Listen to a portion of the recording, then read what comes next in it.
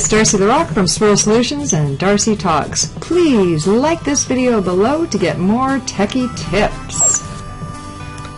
First up is messaging.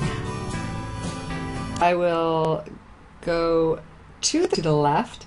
You don't want to go too far or it'll automatically trash your email. That may not be good. So you want to just pull up so it actually says you can do more, flag, or trash. We'll click on more here. And then look at that. You can actually say, do all these different things like reply, forward, flag, mark as read, move to junk, move message, or notify me. So that's pretty cool. Next new feature is this time lapse. It's kind of interesting. So I'll pull up the camera. There's the camera. Oh, look at that awesome shot of my keyboard. Okay, maybe I'll look outside the window and I'll switch this on to time lapse and you'll see what happens. Okay, so we're going to do it for a couple seconds. It's an icky rainy day in Vancouver, the first one we've had in like months. Oh, fall.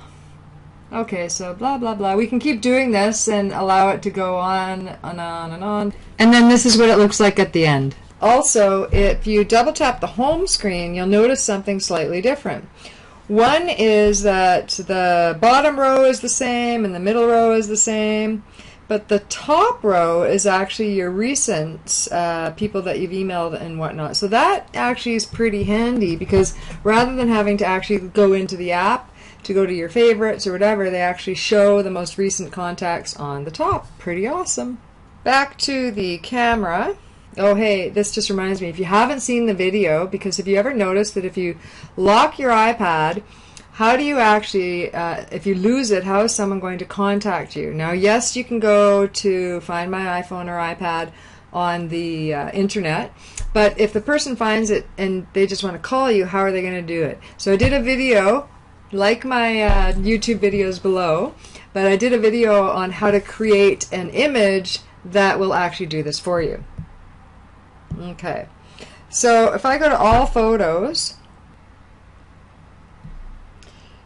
you can apparently do a search. I haven't seen it work very well. I think if you also have location-based and geotagging on images, that it actually, so if you're in New Orleans when you took this, it'll actually find those images as well.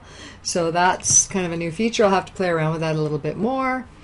And let's see what else we can do. Oh, let's just take another photo. We're going to go back to the photos. I'm going to double tap. Actually, this is cool feature as well.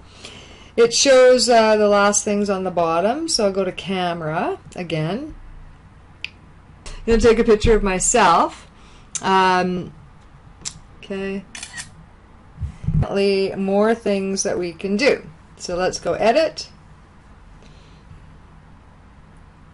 Enhancing photo. Alright, let's enhance it. Maybe they added a couple different enhancements. Let's look at this. Black and white. I think that was there before. So let's look at maybe cropping. Oh, that's interesting. Oh, they've done that. Okay, we'll say done.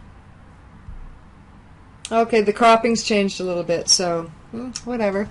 Yeah, that's kind of cool. Let's take a look also, what else can you do? Modify the overall light in a photo with a single control. Okay, so I can adjust the light. Oh, that is actually a cool thing because you just never know when you take photos. So that's pretty cool. Good. Let's see about messages. Okay, I'm in a message, so this is kind of cool. I can just hold down the mic. Hi Mom, how are you? A new app on the new iOS. That's our addition to the app. That is neat, especially when you don't want to type. My goodness, because that's a pain sometimes, right? So let's see what else. Okay, you can now actually also, if there's multiple people in an iMessage, in a message, you can actually leave the conversation, which is good. You can send multiple photos and videos at once rather than one attachment at a time, which is good. So okay, this is a cool feature, and I think this is a huge, this used to drive me absolutely crazy, that you might have 20 web pages open, and how do you close them? There is a way to close them, but they've made it finally easier. So I've opened up a bunch, and if I tap on the top right where the little squares are, look at that. Now it shows that I've got 5 pages open, and quickly I can just delete the ones I don't want or all of them. way better, or scroll through them, even better. So that's way better than before. I'm going to put a link below so you can actually review more of these things like family sharing, iCloud. There's also some other kind of cool features.